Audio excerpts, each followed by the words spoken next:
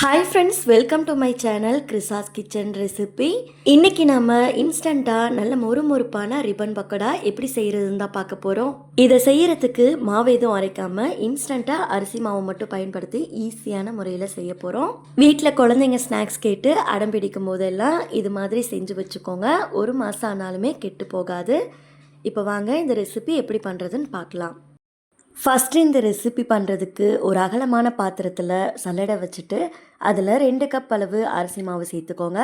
நான் இன்றைக்கி கடையில் வாங்கின அரிசி மாவு தான் பயன்படுத்தியிருக்கேன். நீங்கள் வீட்டில் அரைச்ச அரிசி மாவாக இருந்தால் கூட யூஸ் பண்ணிக்கலாம். ஹோல்ஸ்லாம் நல்லா நெருக்கமாக இருக்க சல்லடையாக யூஸ் பண்ணிக்கோங்க. அப்போ மாவு நல்லா நைஸாக கிடைக்கும். இந்த மாவை நல்லா சலிச்சதுக்கப்புறமா மீதம் இருக்கிற கப்பியெல்லாம் வெளியில் வந்து எடுத்துருங்க. கொஞ்சம் கூட குருணை இல்லாமல் சலிச்சுக்கோங்க. அடுத்து இது கூடவே எந்த கப்பால் நீங்கள் அரிசி மாவு அளந்தீங்களோ அதே கப்பால் 1 கப் அளவு கடலை மாவு சேர்த்துட்டு இதையும் நல்லா ஃபைனாக இருக்க மாதிரி சலிச்சு எடுத்துக்கோங்க. கட்டி எதுவும் இருந்தாலும் அதை உடச்சிட்டு நல்லா ஃபைனாக சலிச்சு எடுத்துக்கோங்க. மாவு நல்லா நைஸாக இருந்தால் தான் சாப்பிட்றதுக்கு நல்லாயிருக்கும். இல்லைனா கொஞ்சம் கடுக்கு முடுக்குன்னு இருக்கும். அதனால் நல்லா ஃபைனாக சலிச்சு எடுத்துக்கோங்க. இதை சலிச்சதுக்கப்புறமா அடுத்து ஒரு சின்ன மிக்ஸி ஜார் எடுத்துகிட்டு அதில் 3/4 கப் அளவு பொட்டுக்கடலை சேர்த்து இதையும் எந்த அளவுக்கு ஃபைனாக அரைக்க முடியுமோ அரைச்சிட்டு சலிச்சு எடுத்துக்கோங்க. இதில் பொட்டுக்கடலை சேர்த்து பண்ணும்போது ரிப்பன் பக்கோடா நல்ல டேஸ்ட்டு கொடுக்கும். அதனால தான் நம்ம பொட்டுக்கடலை சேர்த்துருக்கோம். இதையும் நல்லா ஃபைனாக இருக்க மாதிரி சலிச்சுட்டு பேலன்ஸ் ஏதாவது குருணை இருந்தாலும் அதை வெளியில் எடுத்துருங்க. இந்த கப்பு எல்லாமே தேவையில்லை, தூர போட்டுடலாம்.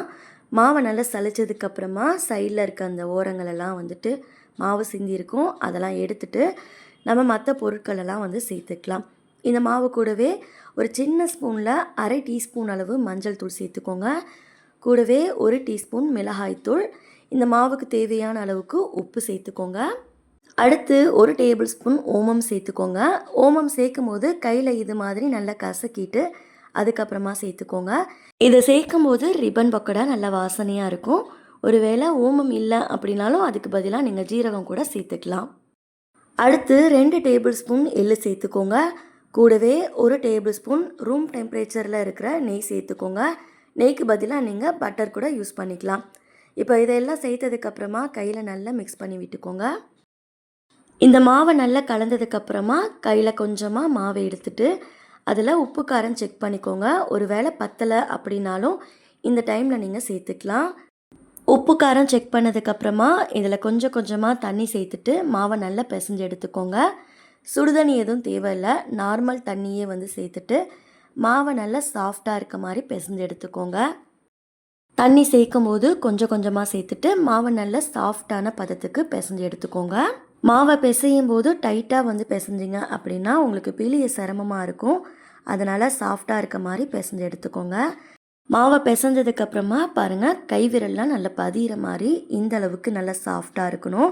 நான் கொஞ்சமாக கையில் மாவு எடுத்து காட்டுறேன் பாருங்கள். இது மாதிரி நல்லா சாஃப்டாக இருக்க மாதிரி பிசைஞ்சுக்கோங்க. அப்போ தான் உங்களுக்கு பிழியறதுக்கும் ஈஸியாக இருக்கும். இதை ஊற வைக்கணும்னு தேவையில்லை. நீங்கள் மாவு பிழியறதுக்கு எடுத்ததுக்கப்புறமா மூடி போட்டு மூடி வச்சுடுங்க. அப்போ தான் காயாமல் இருக்கும். அடுத்து ரிப்பன் பக்கோடா பண்ணுறதுக்கு இது மாதிரி அச்சு எடுத்துகிட்டு முறுக்கு பிழிகிற அச்சில் சேர்த்துக்கோங்க. இந்த அச்சில் கொஞ்சமாக சைடில் இருக்க அந்த ஓரங்கள்லாம் எண்ணெய் தடவி விட்டுக்கோங்க. மாவு ஒட்டாமல் இருக்கும். அடுத்து நம்ம ரெடி பண்ணி வச்சுருந்த மாவுலேருந்து கொஞ்சமாக மாவு எடுத்துக்கலாம். மாவை கையில் எடுத்ததுக்கப்புறமா அதை சிலிண்டர் ஷேப்க்கு உருட்டிட்டு முறுக்கச்சில் உள்ளே சேர்த்துக்கோங்க. முறுக்கச்சில் 3/4 வாசி இருக்க மாதிரி சேர்த்துக்கோங்க. அப்போ தான் உங்களுக்கு பிழியறதுக்கும் ஈஸியாக இருக்கும். நீங்கள் பிழியும் போது இது மாதிரி மாவு நல்லா ஃப்ரீயாக வரணும். அப்போ தான் நம்ம மாவு கரெக்டான பதத்தில் பிசைஞ்சிருக்கோம். அடுத்து ஸ்டவ்வில் எண்ணெயை நல்லா சூடுபடுத்திக்கோங்க. கொஞ்சமாக மாவு உள்ளே சேர்த்திங்க அப்படின்னா மேலே எலும்பி வரும் பாருங்கள். இந்த சூடில் தான் எண்ணெய் இருக்கணும். எண்ணெய் நல்லா சூடானதுக்கப்புறமா மாவை பிழிஞ்சு விட்டுக்கோங்க. மாவை பிழியும் போது கையில் அனல் படுற மாதிரி இருந்ததுன்னா அடுப்பை லோ ஃப்ளேமுக்கு மாற்றிட்டு அதுக்கப்புறமா பிழிஞ்சு விட்டுக்கோங்க. பிழிஞ்சதுக்கப்புறமா மீடியம் ஃப்ளேமுக்கு மாற்றிட்டு இதை நல்லா வேக வச்சுக்கோங்க. உடனே நம்ம கரண்டி யூஸ் பண்ணக்கூடாது. ஒரு 2லேருந்து 3 நிமிஷத்துக்கு அப்புறமா கரண்டி யூஸ் பண்ணி திருப்பி போட்டுக்கோங்க. அடுப்பை மீடியம் ஃப்ளேம்லேயே வச்சுட்டு இதை நல்லா வேக வச்சுக்கோங்க. எண்ணெயோட சலசலப்புலாம் முழுமையாக அடங்கினதுக்கப்புறமா இதை நம்ம வெளியில் எடுத்துடலாம். இதே மாதிரியே பேலன்ஸ் இருக்க மாவையும் கொஞ்சம் கொஞ்சமாக முறுக்கச்சில் சேர்த்து பிழிஞ்சு விட்டுக்கோங்க. அடுப்பை ஹை ஃப்ளேமில் வச்சு வேக வச்சிங்க அப்படின்னா சீக்கிரமாக வந்து ரிப்பன் பக்கோடா செவந்து போயிடும். ஆனால் சாப்பிடும்போது வேகாத இருக்க மாதிரி இருக்கும். அதனால் அடுப்பை மீடியம் ஃப்ளேமில் வச்சுட்டு 2 பக்கமும் நல்லா திருப்பி போட்டு எண்ணெயோட சலசலப்புலாம் அடங்கினதுக்கப்புறமா வெளியில் எடுத்துக்கோங்க. இதை வெளியில் எடுத்ததுக்கப்புறமா பிளேட்டில் டிஷ்யூ பேப்பர் போட்டுட்டு வச்சுடுங்க. எக்ஸ்ட்ரா ஏதாவது ஆயில் இருந்தாலும் இழுத்துடும். அதுக்கப்புறம் நல்லா ஆறுனதுக்கு பிறகு ஏர்டைட்டாக இருக்க கண்டெய்னரில் போட்டு ஸ்டோர் பண்ணிக்கலாம். அவ்வளோதான், நல்ல மொறு மொறுன்னு ருசியாக ரிப்பன் பக்கோடா சூப்பராக ரெடி ஆயிடுச்சு. இதே முறைப்படி நீங்களும் வீட்டில் ஒரு டைம் செஞ்சு பாருங்கள்.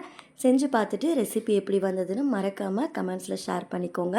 இந்த ரெசிபி உங்களுக்கு பிடிச்சிருக்குன்னு சொல்லி நினைக்கிறேன். வீடியோ பிடிச்சிருந்தா லைக் பண்ணிவிட்டு சேனலை சப்ஸ்கிரைப் பண்ணிக்கோங்க. நெக்ஸ்ட் ஒரு ரெசிபி வீடியோவில் பார்க்கலாம். தேங்க்ஸ் ஃபார் வாட்சிங். பபாய்.